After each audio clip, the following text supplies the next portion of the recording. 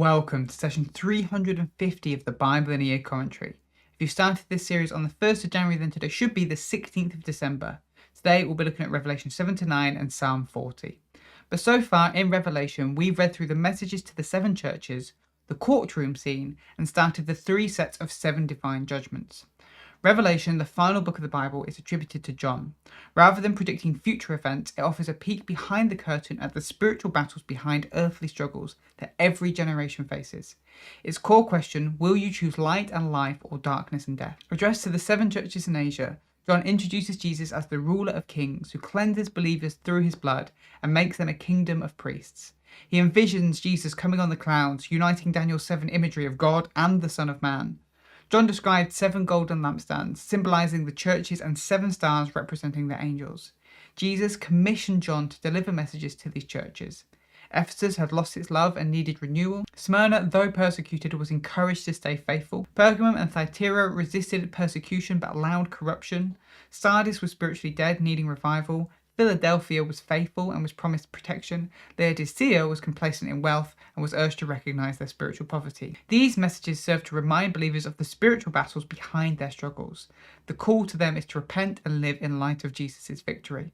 After addressing the 7 churches, John describes a vision of heaven's throne room, drawing on imagery from Ezekiel, Isaiah, and Daniel. Around God's throne were 24 elders, representing the divine council of humans and spiritual beings. This highlighted humanity's restoration to their original role as co-rulers with God, as intended in Genesis 1 verse 28. John saw living creatures, echoing Ezekiel, worshipping God alongside the elders. He then noticed a scroll with 7 seals, symbolizing judgment, and wept when no one was found worthy to open it. An elder assured him that the Lion of Judah could open it, but John saw instead a slaughtered lamb with 7 horns, representing complete authority. The lamb's blood redeemed people from every nation, making them a kingdom of priests. Worship of the lamb then spread to the angels and all creation. The lamb began opening the seals, initiating the first of the 3 cycles of 7 judgments. The first 4 seals summoned the 4 horsemen, bringing war, conflict, famine, and death, reflecting ongoing struggles faced by every single generation. The 5th seal revealed martyred believers crying out for justice, who were then reassured by God to wait for his plan to unfold. The 6th seal unleashed apocalyptic imagery of earthquakes, darkened skies, and cosmic upheaval, mirroring Day of the Lord passages from Isaiah and Joel. All people, great and small, hid in fear, acknowledging the arrival of God's wrath and final judgment. But let's look at today's reading, Revelation 7 to 9. In between the 6th and 7th seal, we turn to focus on God's people. John notices 4 angels holding back the wind to produce stillness across the earth. A 5th angel appears with a new seal ready to mark the servants of God. These human believers were to receive God's seal, his stamp. Those who have this seal are not to be harmed when the judgment comes. This is drawing on similar imagery in Ezekiel 9. John then hears the sound of the 12 tribes of Israel. Each tribe has 12,000 members, which symbolizes wholeness and completeness. There are a few notable things for this list of the 12 tribes. First, Judah is listed first despite being the 4th born. We then have the tribe of Ephraim, which is referred to here as Joseph, which is a habit picked up from the Old Testament. See Numbers 1 verses 32 to 33, Psalm 78 verses 67 to 68, and Ezekiel 37 verses 16 to 19. And then we have Dan, who is missing.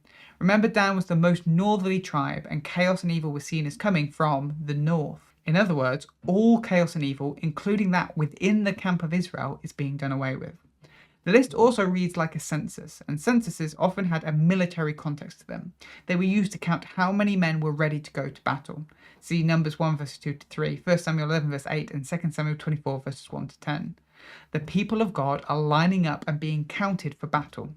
So John hears the 12 tribes of Israel, and then turns instead to see a great multitude of every nation and tribe, all dressed in white. Just like how before, John was told about a conquering lion and turned around to see a sacrificed lamb in Revelation 5 verse 5 to 6.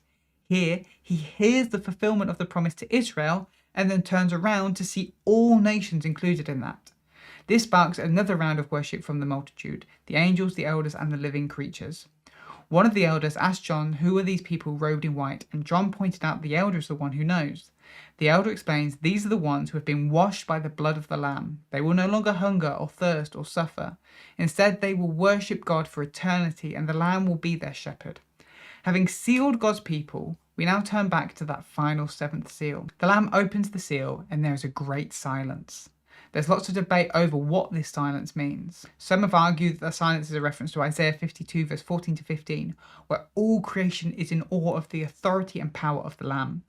Others argue it's a liturgical silence that reflects the silence that would come when people make offerings in the temple. Have a look at Psalm 62 verse 1 and Habakkuk 2 verse 20. Still others suggest it is an appalled silence, as everyone stands in shock at the destruction that has come from the sixth seal.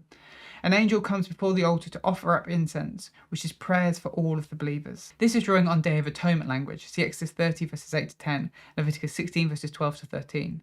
The prayers raised before God, and then the angel takes the fire of the altar and throws it on the earth, and we get more Day of the Lord imagery. This leads straight into the next set of 7 judgments, this time represented not by seals, but by trumpets. These judgments bear similarity to the plagues of Egypt in Exodus 7 to 12. The first trumpet brings hail and fire, similar to the 7th plague of Egypt in Exodus 9 verses 23 to 25. The third, that is destroyed, is drawing on Old Testament prophetic imagery for partial judgment that allows a remnant to survive. See Ezekiel 5 verse 2 and Zechariah 13 verses 8 to 9. We then have the second trumpet, which has a mountain being thrown into the sea, turning it into blood, drawing from the first plague of Egypt we read about in Exodus 7 verses 15 to 24.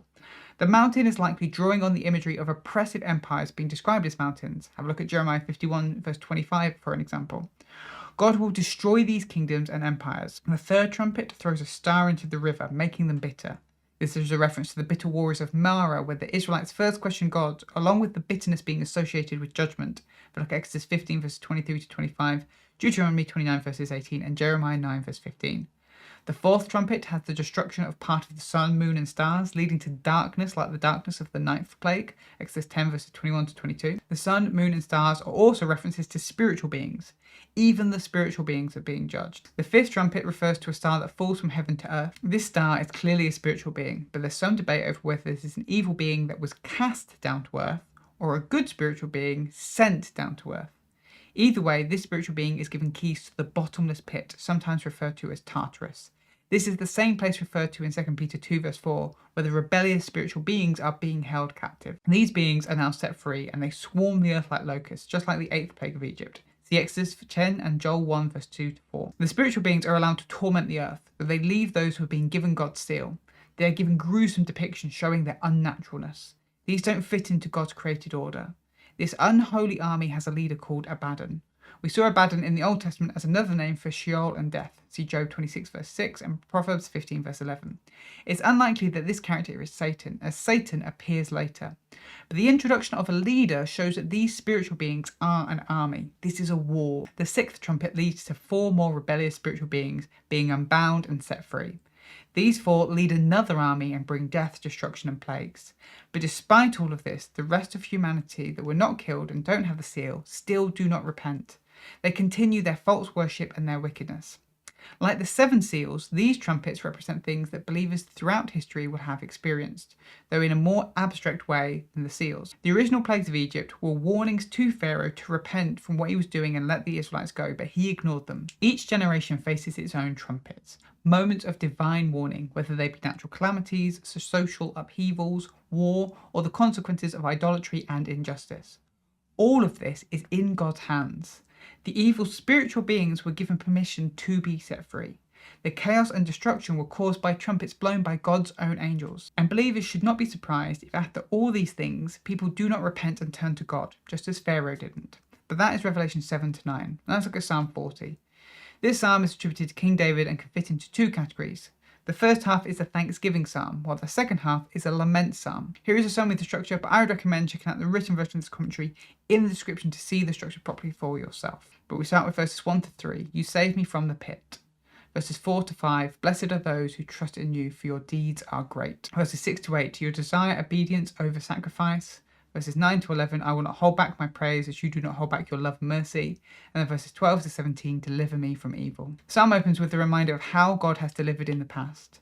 He drew the psalmist out of a difficult situation and gave him firm ground to stand upon. The psalmist is able to say, blessed are those who trust in the Lord because of the good things that the Lord has done.